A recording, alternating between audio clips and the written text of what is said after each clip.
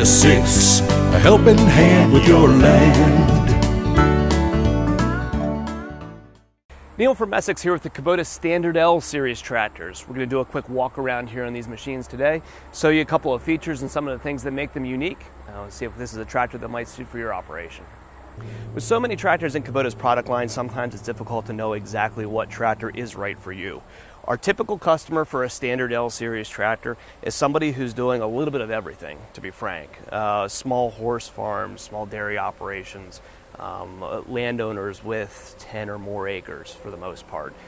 Generally guys that are looking for tractors to handle 60 to 72 inch implements, but also do some meaningful work on the front loader. As you go through Kubota's product line, you'll notice that there's a bit of a gap when you go from a Deluxe B-Series tractor to a Deluxe L-Series tractor, like a Grand L60. Size-wise, these tractors sit in this gap that's right in the middle. So sometimes, too, these tractors are sold to somebody who may not necessarily want an economy tractor, but because this is sized right for their operation, they end up gravitating towards one of these models. In the Standard L-Series, there are actually 4 different tractors on 2 different frame sizes. So on this frame right here, we have an L2501 out here with us today. The 3301 and 3901 both sit on this exact same chassis. You'll just find different engines down there underneath the hood. There's also a larger frame machine as well. This guy back here, which is a 4701. This is the only tractor offered on this chassis in this 47 horse engine, giving us 2 different frame sizes, really for 2 different applications. The most of what we sell in our dealership tends to be the smaller frame size, the 3901 being the most popular option. These guys with 3 different engines are offered at 25, 33, and 39 horsepower, just like their respective model numbers are, those first 2 digits reflecting the horsepower. The 2501 is unique in that it slips underneath the 26 horsepower threshold for Tier 4 emissions requirements. So this tractor here in the 2501 does not have a diesel particulate filter bolted to the backside of the engine, which does save a significant amount of expense. So this tractor can be priced really competitively because it doesn't have that extra expense in emissions hardware. The 33 and the 39 horse models are the more popular models in that series, though, despite the fact that they are a little bit more expensive, because you can find 25 horsepower being a little bit lacking for some applications that you can get this tractor into. Given the size that it is, a 6-foot or 7-foot implement is usually used on the back end, and things like a large rototiller or rotary cutters that go out and cut really high grass can be strained by a 25 horse engine. At the same time, we do always remind everybody, too, that we have a tendency to want horsepower, right? It's like everybody knows how many horsepower their tractor is in their car, and horsepower is power, right? And in a lot of tractor applications, that's not actually the case. You know, if we talk about our loader here, this loader, LA525, is used on all 3 tractors in this series, and it lifts the same amount of weight regardless of what tractor it's bolted to. That's because a loader's lift capacity is determined not by the horsepower of the engine, but by the pressure of the fluid going into the cylinders down here on the bottom, and that pressure is the same in all 3 of those models. So if you're looking for a tractor primarily for loader applications as opposed to PTO applications, a 2501 might be more than adequate for you. If you're even pushing the bounds of the 3901, that's where we'll see guys want to step up to the larger chassis now. We go clear up to 47 horsepower. And we go up to this tractor, we not only go up to more horsepower, but we obviously go up to a larger frame with a longer wheelbase and a tractor that can handle larger implements. So when we're into this size tractor now, we're comfortably into 72-inch rotary cutters or 84-inch rear blades. So one machine is not necessarily going to do something that another one won't. It's more that we're sizing implements to the job that you have at hand. You know, if you've got 50 acres to go out and cut, you may want to opt for the larger tractor because you're going to be able to get things done more quickly. Kubota's product line is unique in that the standard tractors are not stripped down versions of deluxe counterparts. These are physically different machines that don't exist in other varieties and other places of the product line. So what does make a standard tractor a standard tractor?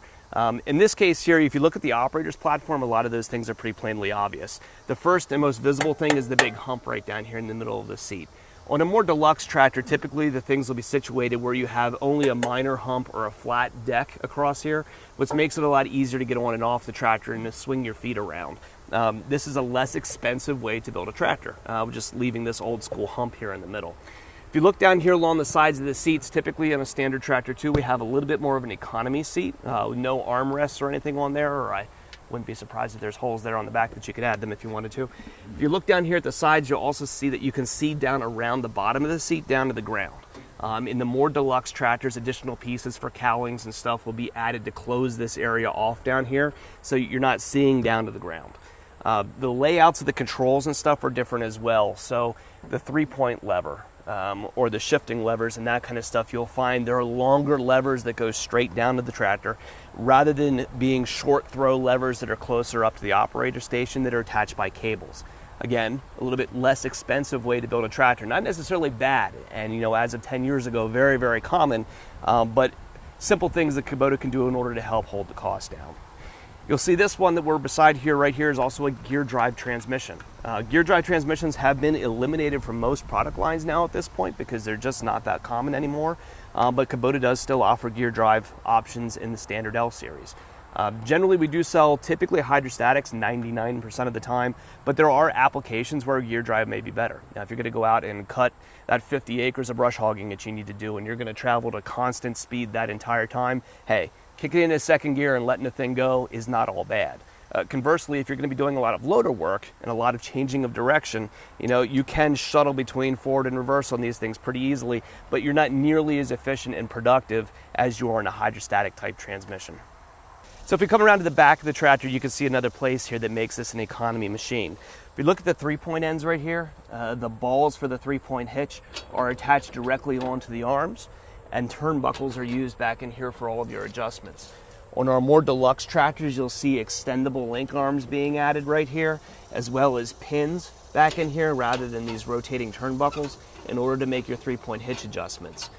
For somebody who never puts implements on the 3-point hitch, hey, this isn't very important, but if you're changing implements frequently or you're making adjustments frequently, the more deluxe hitch options are a lot nicer to work with. They don't require as much booting around, or as things rust and wear and get dirty, turnbuckles tend to become a little bit hard to adjust, where the pin adjustments are very, very easy.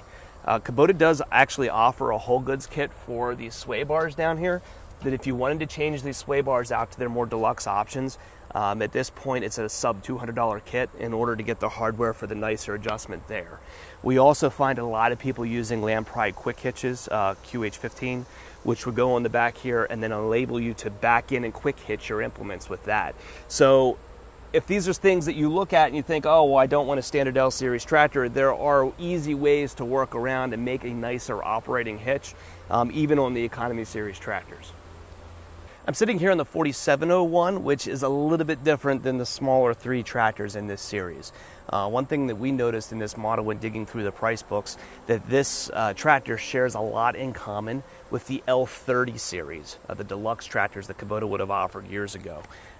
Particularly that you can notice here in the hydrostatic pedal.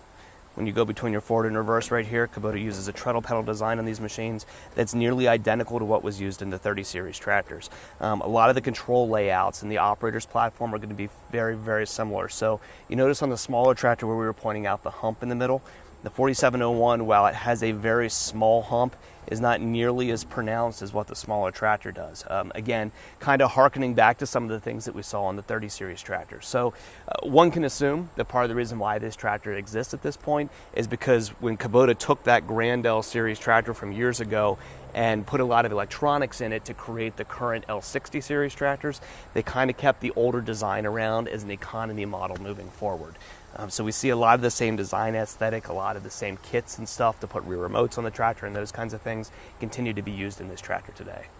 One thing that we're really happy about in these tractors is that Kubota hasn't intentionally hampered or removed features from these machines in order to not cannibalize sales from other parts of the product line.